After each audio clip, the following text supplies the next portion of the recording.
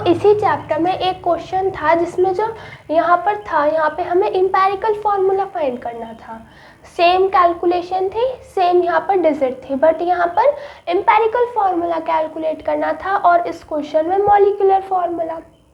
अब हम जानते हैं कि molecular formula and empirical formula के बीच एक रिलेशन होता है, n इक्वल्स टू, अभी हम समझेंगे n क्या होता है।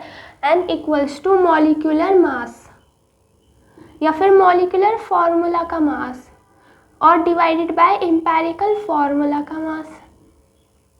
ठीक है, जो ये n होता है ये क्या होता है, फॉर एग्जाम्पल हमारे पास ग्लूकोज है C6H12O6, अगर इसमें से हम 2 को कॉमन लेंगे इधर से तो ये क्या हो जाएगा C3H6 एंड अगेन O3, फिर से हम 3 को कॉमन लेंगे तो ये हो जाएगा H2 और ये O।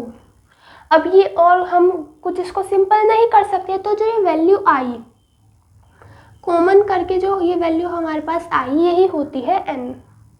तो अगर हमारे पास एम्पेरिकल फार्मूला का मास है और मॉलिक्यूलर फार्मूला है और n है, तो इन तीनों के रिलेशन से हम मॉलिक्यूलर फार्मूला फाइंड कर सकते हैं।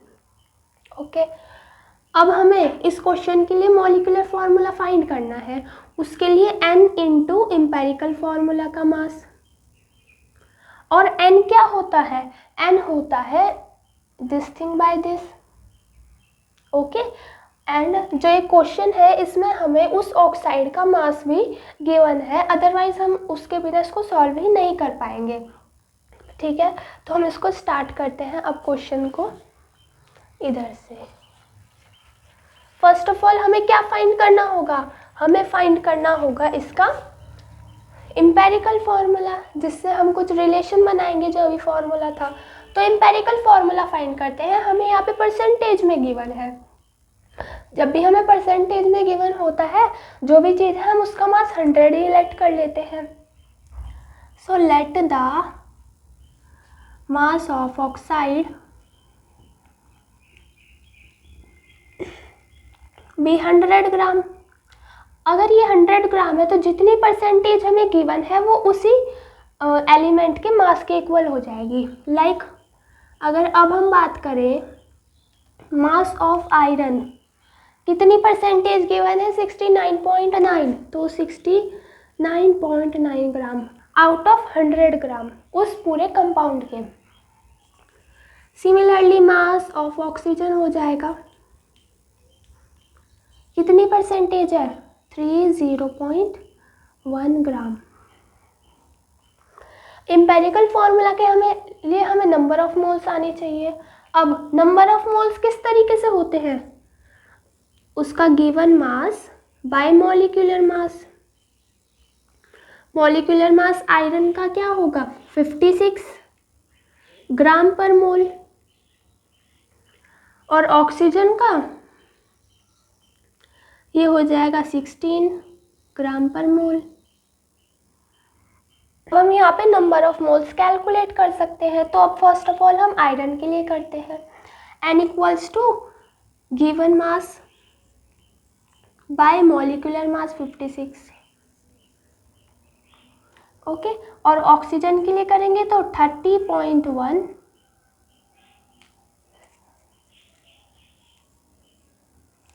बाय 16।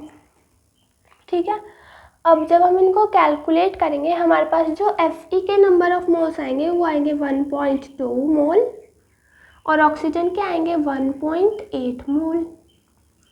हमें इनका सिंपलेस्ट रेशियो चाहिए, क्यों, क्योंकि हमें empirical formula first of all find करना है। यहाँ तक हो चुका है। अब हम Fe के moles to the ratio oxygen के मोल, इसके मोल है 1.2 रेशियो 1.8। अब मोल्स कभी पॉइंट में होते हैं, नहीं होते, तो हम इनको कुछ नियरेस्ट इंटीजर में लिख लेंगे। जैसे इसको हम 1 लिख लेंगे और इसको हम 1.5 लिख लेंगे। ओके, अब हम क्या करेंगे, फिर से पॉइंट में है, यहाँ पर हम 2 से मल्टीप्लाई कर दें तो ये 2:3 बन जाएगा। जो कि क्या है Fe रेशियो ऑक्सीजन। तो मतलब हमारा जो एम्पेरिकल फॉर्मूला है वो है Fe2 ऑक्सीजन के साथ 3 आ जाएगा। ये एम्पेरिकल फॉर्मूला आया। और अभी स्टार्टिंग में हमने डिस्कस किया था एक फॉर्मूला कि N equals to molecular formula का जो मास होता है डिवाइड बाय एम्पेरिकल फॉर्मूला का जो मास होता है। मॉलिक्यूलर फॉर्मूला का जो मास होता है इस क्वेश्चन में हमें कंसिडर करना है कि वो हमें गिवन है, लिखना ही है, बिकॉज अगर हम उसको नहीं कंसिडर करेंगे तो हमारा क्वेश्चन पॉसिबल ही नहीं होगा। तो मॉलिक्यूलर मास इक्वल्स टू 159.69 ग्राम पर मोल। अब अगर आपको डाउट है कि हमने किस तरीके से क्वेश्चन में खुद ऐड कर लिया, तो एनसीईआरटी बुक में नहीं बट कहीं जगह पर ये गिवन ही है और हमें इसको गिवन ही कंसिडर करना होगा। ओके, सो मॉलिक्यूलर मास हमें गिवन है, ये तो गिवन है। एम्पेरिकल फॉर्मूला का मास हमें कैलकुलेट करना पड़ेगा। ये हो जाएगा 56 इंटू 2 प्लस ऑक्सीजन का जो एक एटम होता है उसका मास होता है 16 एंड यहाँ पर 3 है। ओके, सो ये भी कुछ इक्वल आ जाएगा 159.69 के। अब ये पॉइंट में है और हमने यहाँ कैलकुलेशन की है, वो तो पॉइंट में नहीं आ रही है। जो Fe का मास होता है वो 6.8 के इक्वल होता है। कैलकुलेशन इजी करने के लिए हम नॉर्मली 56 ही ले लेते हैं, बट एक्चुअली में ये होता है 6.8। तो इस तरीके से ये हमारे पास एम्पेरिकल फॉर्मूला आ गया। N equals to molecular formula, empirical formula का मास भी सेम है, N इक्वल्स टू आ गया 1। तो जो भी हमारे पास ये Fe2O3 है एम्पेरिकल फॉर्मूला है, इसमें हम मल्टीप्लाई कर देंगे N की, N को इधर मल्टीप्लाई कर देंगे। N क्या है 1 के इक्वल्स, तो Fe2O3 इंटू 1, यहाँ पर मल्टीप्लाई करेंगे Fe2O3 इंटू 1, तो ये क्या है Fe2O3, मतलब यही इसका फॉर्मूला हो जाएगा molecular formula as well as empirical formula.